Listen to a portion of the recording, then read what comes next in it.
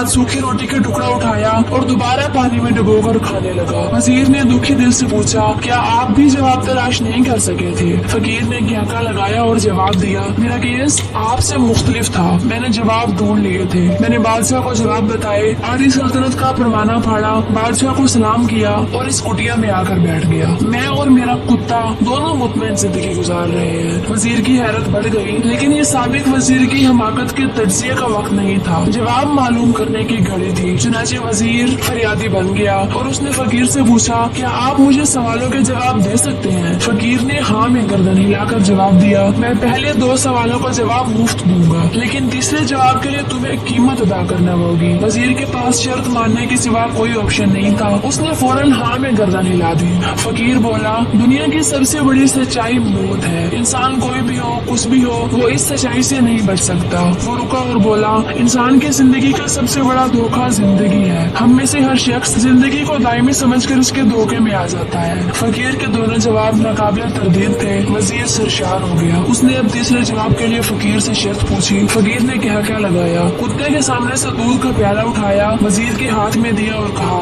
मैं आपको तीसरे सवाल का जवाब उस वक्त तक नहीं दूंगा जब तक आप ये दूध नहीं पीते। वजीर के माथे पर पसीना आ गया। उसने नफरत से प्याला जमीन पर रख दिया। वह किसी कीमत पर कुत्ते का बचा हुआ दूध नहीं पीना चाहता था। फकीर ने कंधे उचकाए और कहा, ठीक है, तुम्हारे पास अब 2 रास्ते हैं। तुम इनकार कर दो और शाही जल्लाद कल तुम्हारा सर उतार दे, या फिर तुम ये दूध पियो और तुम्हारी जान भी बच जाए। तुम आधी सल्तनत के मालिक भी बन जाओ। फैसला बहरहाल तुमने करना है। वजीर मुश्किल में फंस गया। एक तरफ जिंदगी और आधी सल्तनत थी और दूसरी तरफ कुत्ते का बचा हुआ दूध था। वो सोचता रहा यहाँ तक कि जान और माल जीत गया और इज्जत नफ्स हार गई। वजीर ने प्याला उठाया और एक ही सांस में दूध पी गया। फकीर ने कहका लगाया और बोला, मेरे बच्चे, इंसान की सबसे बड़ी कमजोरी गर्ज होती है। ये उसे कुत्ते का बचा हुआ दूध तक पीने पर मजबूर कर देती है, और ये वो सच है जिसने मुझे सल्तनत का परवाना फाड़कर इस कुटिया में बैठने पर मजबूर कर दिया था। मैं जान गया था कि मैं जो जिंदगी के धोखे में आऊंगा और मौत को जितना फरामोश करता रहूंगा,